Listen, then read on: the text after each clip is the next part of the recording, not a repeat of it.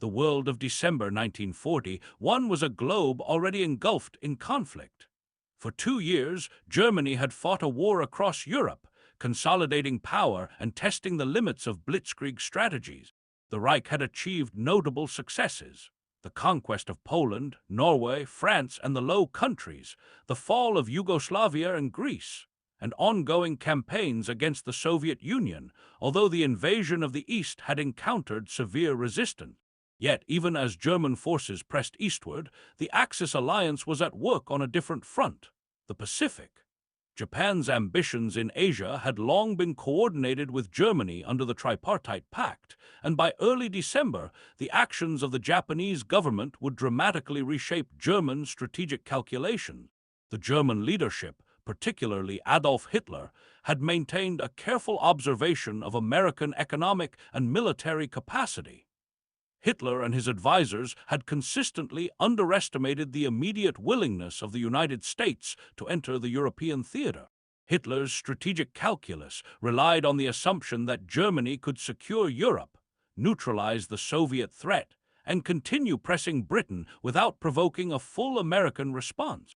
In a meeting of the High Command on December 7, 1941, German generals discussed the news from the Pacific. Japan had attacked Pearl Harbor. Hitler reportedly remarked, "The Japanese have struck decisively. They are our partners. Their success will influence the global balance." Internal memoranda show that German leadership debated whether to declare war immediately on the United States or to maintain formal neutrality while observing the consequences of Japan's attack. The Reich Foreign Minister, Joachim von Ribbentrop, argued strongly for an immediate declaration. He emphasized the political and diplomatic need to align fully with Japan. "If we fail to support our ally, the Axis will appear divided. It is better to act decisively." Hitler, after considering military intelligence reports, the counsel of his generals, and the potential for American retaliation, agreed. On December 11, 1941, he would address the Reichstag, framing the decision not as a strategic error but as a defensive measure and a fulfillment of the alliance with Japan. His words reflected both his worldview and the strategic logic perceived by the German leadership. Since the United States has already declared war upon Japan, the German Reich and the German people are consequently also at war with the United States. From the German perspective, the rationale combined ideology, alliance obligation, and a sense of inevitability. German military planners believed that American entry into the war would be difficult to avoid in any case, and that aligning fully with Japan in the immediate moment would solidify Axis cohesion. Advisors recognized, however, that the United States possessed significant industrial capacity and could eventually project military power into Europe. The assumption was that the initial period would allow Germany to consolidate gains and perhaps negotiate from strength before the full American response materialized. At the same time, German propaganda sought to frame the declaration as a defensive measure. Newspapers and radio broadcasts described the United States as aggressive and opportunistic, emphasizing Roosevelt's economic support to Britain prior to December 7. Goebbels, Minister of Propaganda, delivered guidance to radio broadcasters, instructing them to present the announcement as an act compelled by U.S. actions in the Pacific. "We are not the aggressors. We are compelled by the chain of alliances to respond. Let the people understand our hand is forced by circumstances." On the other side of the Atlantic, American officials had received news of Japan's attack on Pearl Harbor on December 7, 1941, with shock and urgency. President Franklin D. Roosevelt delivered his address to Congress the following day, framing the attack as a date which will live in infamy. The speech was immediate, deliberate, and aimed at rallying the nation. In his words, "Yesterday, December 7, 1941, a date which will live in infamy, the United States of America was suddenly and deliberately attacked by naval and air forces of the Empire of Japan." The attack galvanized public opinion and created an environment in which declarations of war against Germany and Italy became politically unavoidable. Despite Roosevelt's rhetoric and the focus on Japan, German leadership recognized that American economic and military support to Britain and the Allies had already been substantial. Neutrality in Europe had been increasingly nominal, with Lend-Lease programs and strategic planning signaling American willingness to intervene. From Hitler's point of view, aligning with Japan by declaring war on the United States appeared, in December 1941, as a calculated move that could not be avoided if Germany wished to maintain credibility with its ally. The German declaration also reflected the interconnection of global strategy. By December, Axis planners understood that the conflict had already spread far beyond Europe and Asia into a truly global war. Hitler reportedly told his generals, "The Americans are already involved, though not yet openly. Our action formalizes the inevitable." At the same time, German diplomats were aware that the declaration would provoke a full-scale response, but intelligence reports underestimated the speed and scale of American mobilization. On December 11th, Hitler's Reichstag address made clear the ideological framing of the action.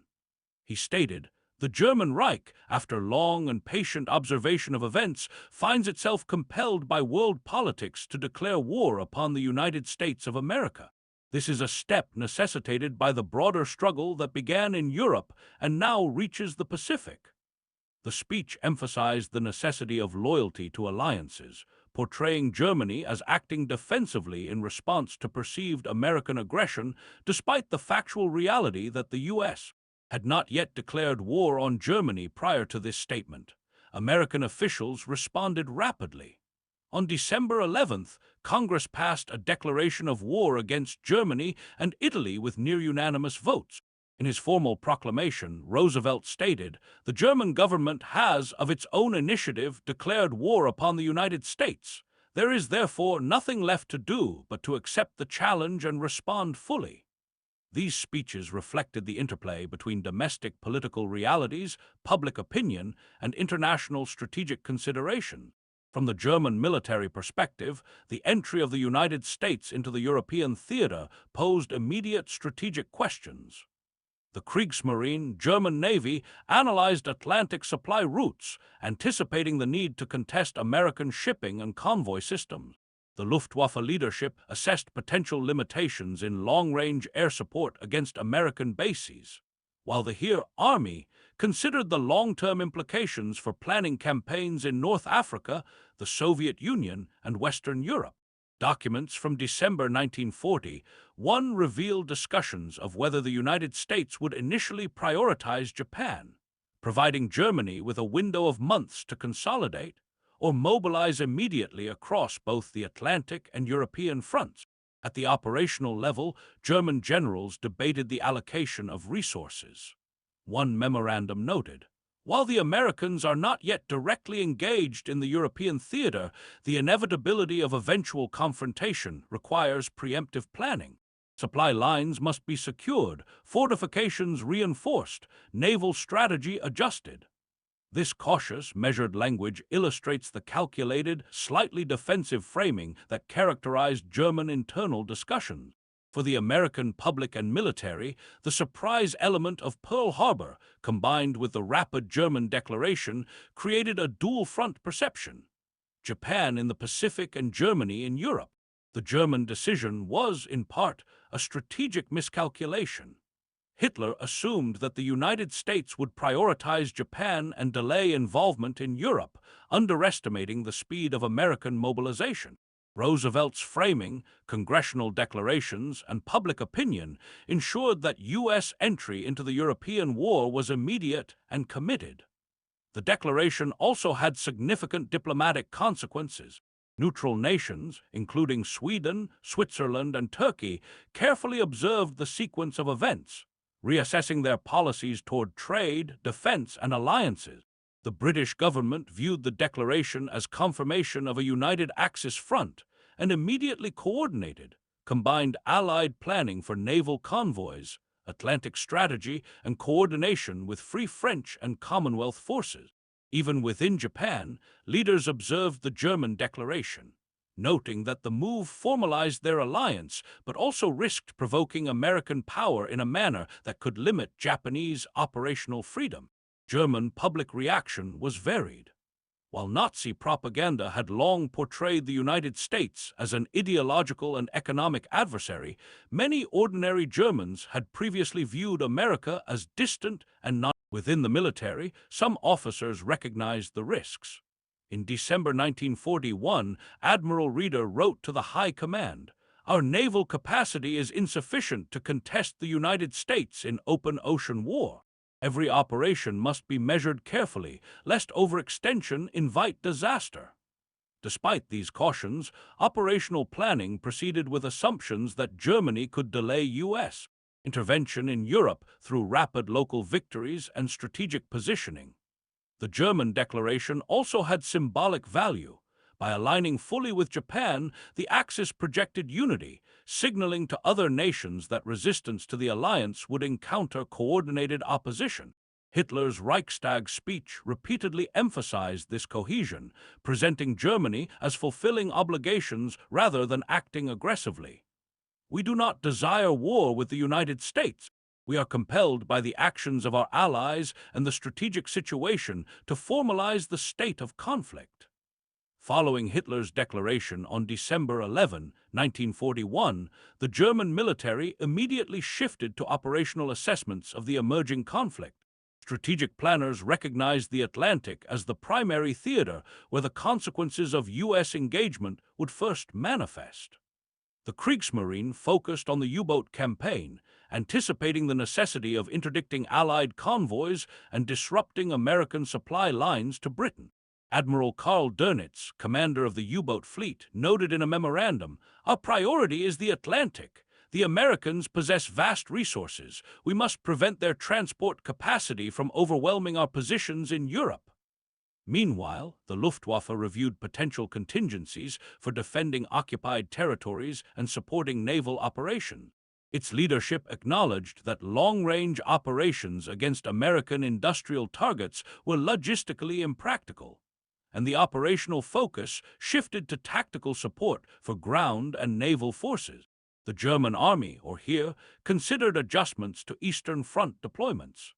Intelligence assessments assumed that the initial U.S. response would prioritize the Pacific theater, potentially providing Germany a window to consolidate control in Europe and Eastern Europe, though commanders recognized the inherent uncertainty in this assumption.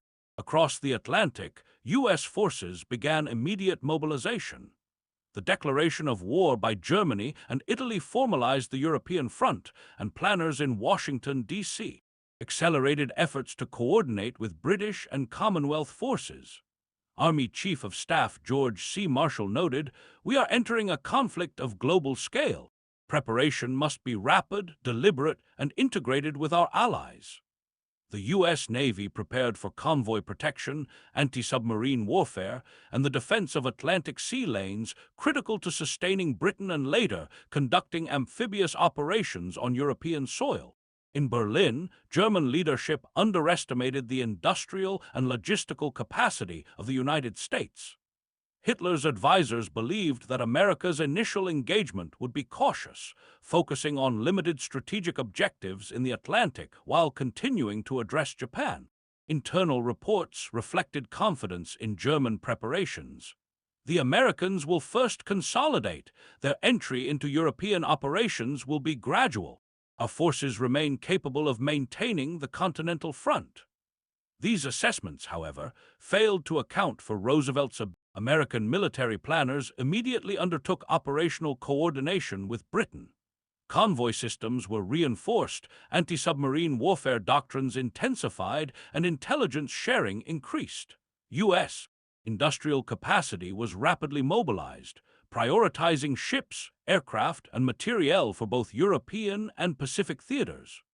American naval leadership emphasized flexibility, preparing to respond to German naval threats while maintaining a focus on Pacific objectives. Army strategists considered long-term deployment of divisions, reflecting an understanding that European operations would eventually require sustained U.S. ground presence. German military planners underestimated this speed of response. Internal communications indicated confidence that the initial months would allow Europe to remain firmly under Axis control, assuming the Americans prioritized Japan first.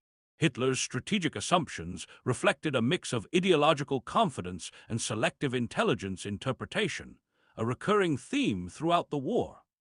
While the German High Command had operational excellence in Europe, the decision to declare war on the United States introduced a global element for which long-term planning had not yet been fully adapted. The diplomatic dimension was also critical. Neutral nations observed the rapid escalation and re-evaluated positions. Portugal, Spain, Turkey, and Sweden maintained neutrality but adjusted their policies regarding trade, military coordination, and espionage. Germany sought to ensure that its southern European and Balkan positions remained secure, anticipating the necessity of eventual American logistical support for Allied operations. Though at the time Berlin believed these effects would be delayed, the strategic and symbolic consequences of Germany's declaration were significant. For Hitler, it reinforced alliance cohesion, solidified his global ideological posture, and signaled to Axis partners a commitment to coordinated military action. For the United States, it formalized entry into the European theater and accelerated industrial and military mobilization. Analysts from both sides recognized that the declaration marked a turning point in the scope of World War II. A regional European conflict had become a global war encompassing multiple oceans, continents, and theaters of operation. Reflecting on the event, German military diaries recorded cautious acknowledgement. "We have compelled the Americans into Europe. How quickly they mobilize and the effectiveness of their response remain unknown." American reflections emphasized determination and capacity. "The Germans have declared war. We must respond with full resources and strategic resolve." Historians later viewed December 11, 1941, as a pivotal date, illustrating how alliance obligations, miscalculations, and global strategy intersected to expand the war into a truly worldwide conflict.